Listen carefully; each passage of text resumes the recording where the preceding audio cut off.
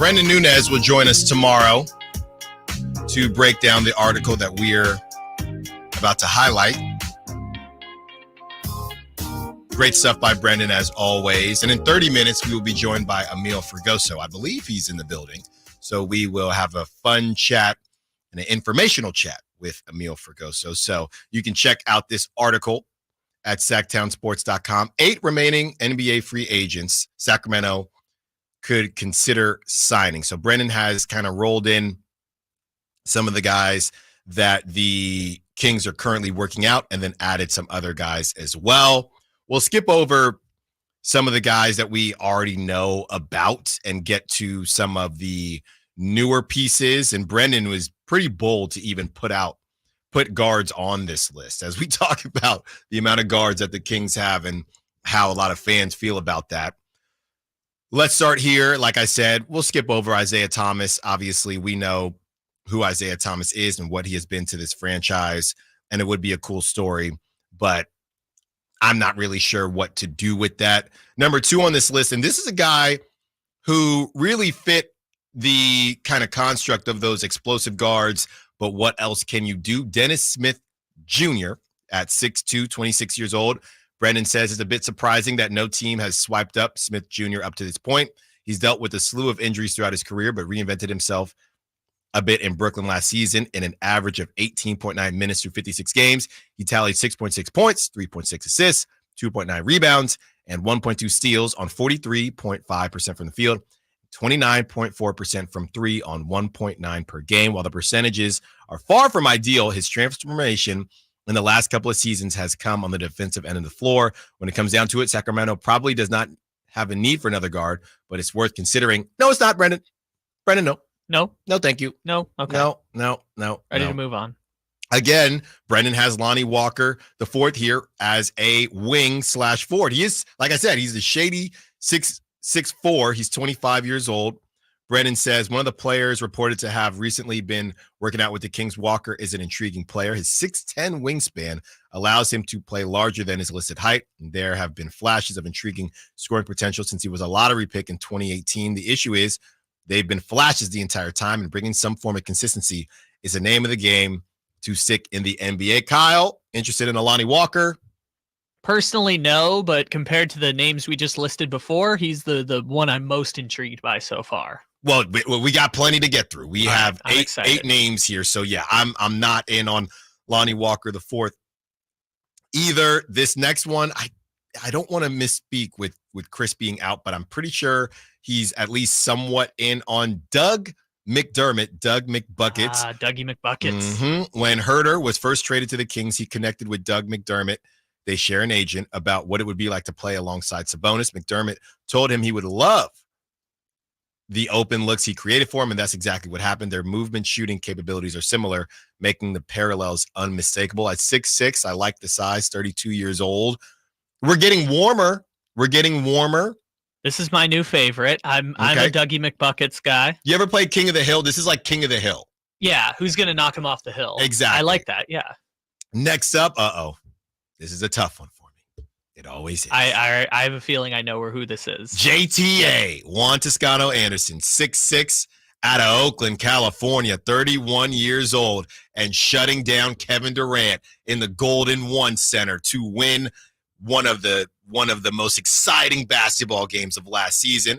A known favorite of Coach Brown, Brendan says Toscano-Anderson was also on the list of recent Kings workouts, giving his 2 10-day contracts with Sacramento last season. He should be familiar with moving around the facility. During that stint, the defensive player got a chance to play the role often given to Kessler Edwards, who is now with Dallas, playing 1 to 2 defensive possessions per game.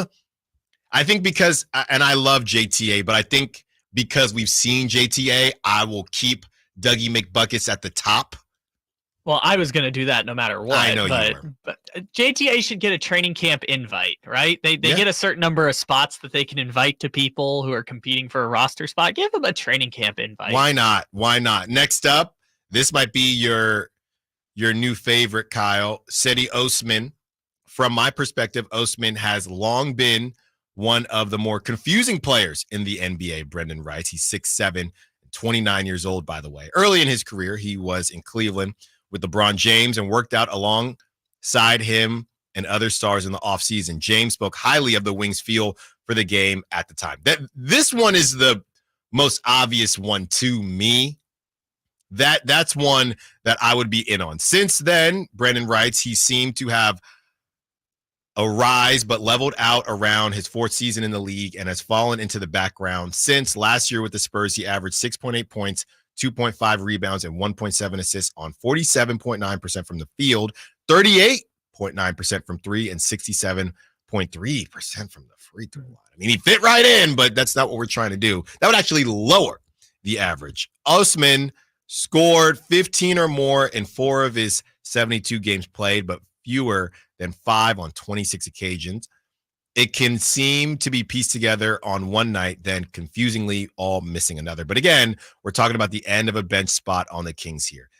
Now I'm confused because first I was all in and I started reading. Brennan talked you off of him? He talked me in and then out. So is he at the top for you, or is it still Dougie?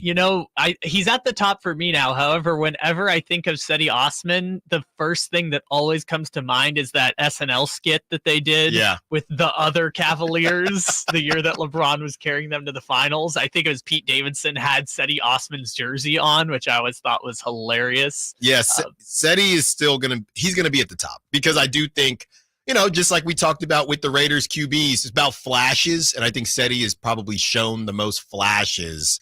And at this point, this is almost like the end of the draft.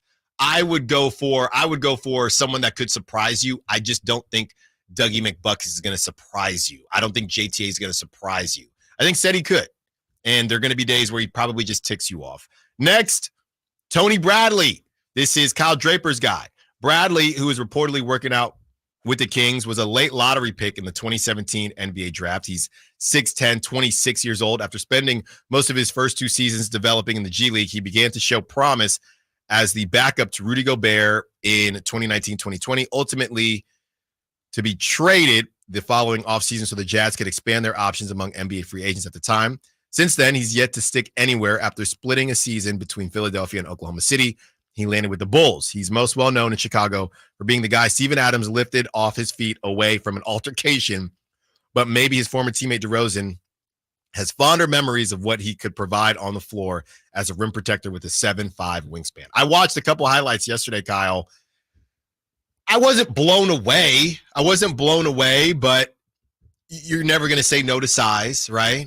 I guess, or at least maybe not for the last roster spot, because they signed Orlando Robinson, so I guess it might be Bradley versus Robinson for that third center spot, but yeah, not enough to knock Cedi Osman off the hill.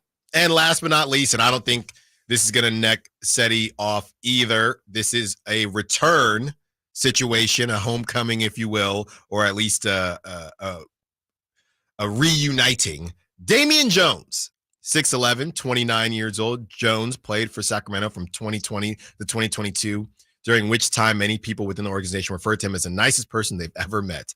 Should that matter when it comes to the final roster spot? I don't know, Brendan writes. Regarding his on-the-court capabilities, there were flashes of rim protection and his ability to be a lob threat, but just flashes at nearly 30 are a big reason he played for 3 teams in the 2 years since, even if he was traded on both occasions. Noticing a theme yet? His time in Sacramento came before Coach Brown, but they shared time in Golden State. He could be someone to give a chance to compete with Orlando Robinson for the third string center spot, similarly to how they did in the past with Nerlens Noel and JaVale McGee.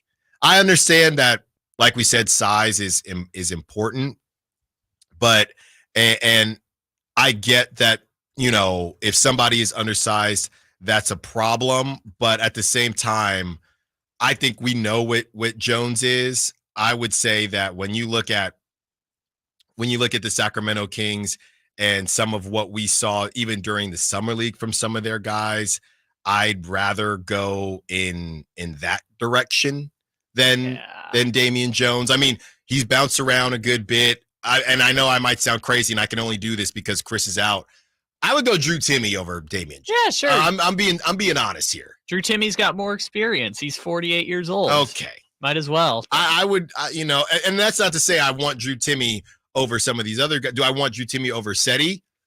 I don't know. I don't think so. But if we're talking about a Damian Jones and we're talking about, Tony Bradley, I know these guys are bigger than Timmy, but I don't know. From what I saw, let's prove that Timmy can't play.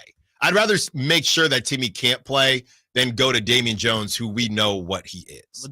Damian Jones would be great for the G League team. That's kind of my thought. I mean, right. It's not a roster spot. It's a G League spot.